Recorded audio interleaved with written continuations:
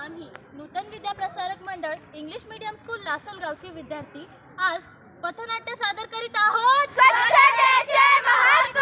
पथनाट्य सादर करीत आहोत स्वच्छतेचे महत्त्व. अरे बाबा, हातात फोन, गळ्यात सोनं, रस्त्यावर कचरा टाकतोय कोण? तुला समजत नाही का? कचरा कोणती टाक. अरे मी रस्त्यावर टाकत नाही, तुझ्या तोंडावर टाकल. तू मला सांगणार कोण? मी त्या देशाचा नागरिक आहे ज्या देशात स्वच्छ भारत स्वस्थ भारत मोहीम राबवली जाते.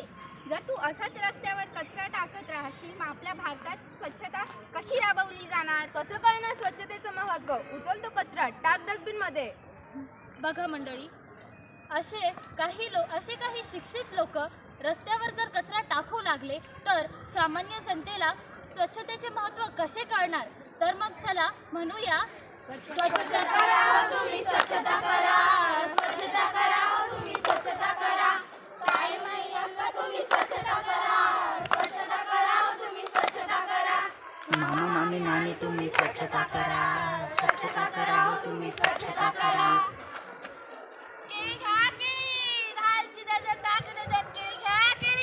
भेंडी घ्या भेंडी, 10ची पावशेर. भेंडी घ्या भेंडी, या ताई भेंडी घ्या.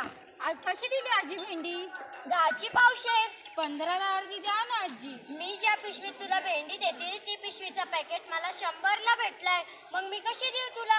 आजी अशी कोणती पिशवी वापरता तुम्ही? ही प्लास्टिकची पिशवी. आजी लपवती पिशवी. तुम्हाला माहित नाही का सरकारने प्लास्टिकची पिशवीवरती बंदी घातली आहे? अगो बाई, मी काय फडक्यात घालून देऊ? नाही हो आजी, सरकारने प्लास्टिकची पिशवी बंद केली आहे. त्याऐवजी तुम्हाला कापडाची पिशवी किंवा कागदी पिशवी वापरायला लावली आहे. अगो बाई, आता मी गुलाबजामुन कसे नेणार? खरं आहे आजी तुमचे गुलाबजामचा पाक सगळा गळून जाईल. तुमचं म्हणणं बरोबर आहे आजी, पण प्लॅस्टिक मधले अन्न खाल्ल्यावर किती आजार वाढतील? तेवढंच नाही आजी, प्लास्टिक हे आपल्या शरीरासाठीच घातक आणि आपल्या पृथ्वीसाठी सुद्धा घातक आहे. कारण प्लास्टिक वर्ष कुजतच नाही. टाका ती पिशवी यात. चला तर मग म्हणूया, प्लास्टिक बंदी पाळा, रोगराई टाळा. प्लास्टिक बंदी पाळा, रोगराई टाळा. प्लास्टिक बंदी पाळा, रोगराई टाळा. अरे काय? अरे ही नदी आहे. जिच्यात माणसांची सर्व पापे धुतली जातात. म्हणून एवढी गढूळ आहे का? नाही रे. बघ, तिकडे एक बाई धुणं धुवत आहे, कपडे धुवत आहे. तिकडे एक माणूस गाडी धुवत आहे. तिकडे एक माणूस म्हैस धुवत आहे. तिकडे एक कारखाना आहे, त्याच्यातलं सगळं घाणपाणी या नदीत येऊन पडते. एवढंच नाही रे, या गावाचं सगळं सांडपाणी या नदीत वाहतं. म्हणूनच तर ही जुन्या काळातली नदी, जिच्यात पाहिल्यावर शंख, शिंपले, मासे दिसायचे, आता फक्त हे सांडपाणी. लोकांना निसर्गाची काळजीच नाही.